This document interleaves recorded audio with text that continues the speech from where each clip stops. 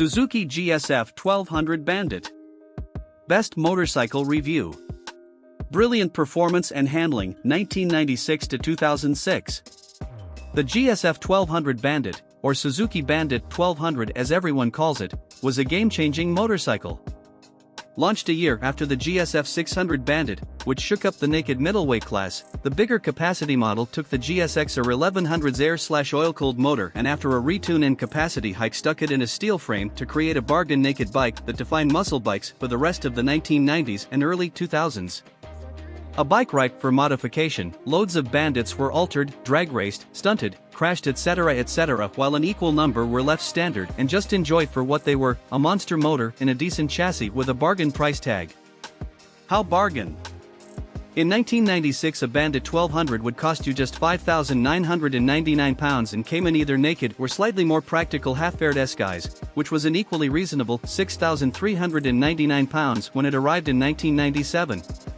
So popular was the Bandit during its lifespan that owners' clubs sprung up all over the world and in the UK business such as Bandit Mania, now closed, and just Bandits were formed to cater for the huge demand for aftermarket parts.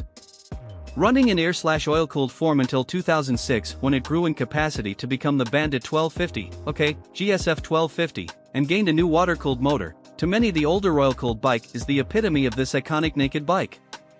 It's not perfect, but its basic nature and huge scope for improvement make the Bandit 1200 a hugely popular machine and one that still has a massive worldwide fan base. Ride quality and brakes. As standard it has to be said, the Bandit 1200 does feel dated. With conventional forks and a soft shock, even in its day the Bandit was a bit soggy in the bends and on a used bike it can be even worse due to a number of factors. The stock shock is very poor, so owners simply swap it for an alternative from a quality supplier or transplant one from another motorcycle, while the forks benefit from stiffer springs and a heavier weight of fork oil. Some owners add jack-up kits, longer dog bones on the back suspension, to give it a bit more attitude while others go the whole hog with complete front-end changes. Engine. Not the most sophisticated, the Bandit 1200's lump had always been carved in air/oil-cooled with fuel injection only arriving alongside the water-cooled engine in 2006. However, if you want grunt then the Bandit will deliver and it packs a fairly hefty 6.8 feet-lb of torque with 100 brake horsepower. Relaxed and easygoing and also a very solid lump, the Bandit is very easy to work on and many owners do all their own maintenance. Point 1. Reliability and build quality. Bandits are reasonably well finished and aside from a bit of corrosion here and there and the well-known exhaust rust, the main issue with early Bandits comes from the wiring loom, which can rub and wear through, leading to electrical problems.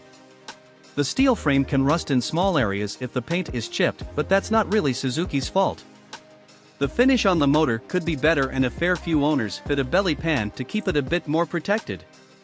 In general the Bandit is a reliable bike and the motor is very solid. By now your main problems are down to wear and tear and items such as the bearings needing replacing. Value versus rivals. If you are prepared to get the spanners out, and most Bandit owners are more than happy, the 1200 is a cheap bike to run. It returns a fairly reasonable 35 to 40 miles per gallon and parts are both cheap and plentiful, especially if you are happy to fit used items from online auction sites.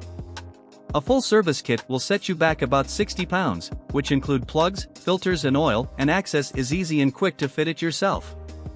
Equipment. As standard the Bandit was quite lacking, however ABS was an optional extra on the S and you do get a fuel gauge on all Bandit models. In terms of aftermarket accessories, well the world's your oyster. If you want more performance there are big bore kits, 1216 cubic centimeters is popular but they can go bigger, carb jet kits, performance air filters and even a few turbo kits. Those touring may wish to opt for panniers, a top box screen, unless you have the half-fared S model, in which case you can get a taller screen, heated grips or a comfort seat. Specs. Engine size 1152 cubic centimeters. Engine type 16V, inline 4, 6 gears. Frame type steel tubular cradle. Fuel capacity 19 liters. Seat height 835 millimeters. Bike weight 214 kilograms. Front suspension preload. Rear suspension preload, compression. Front brake twin 310 mm disc.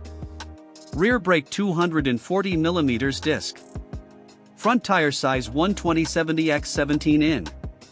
Rear tire size 180/55 x 17 in. MPG, costs and insurance.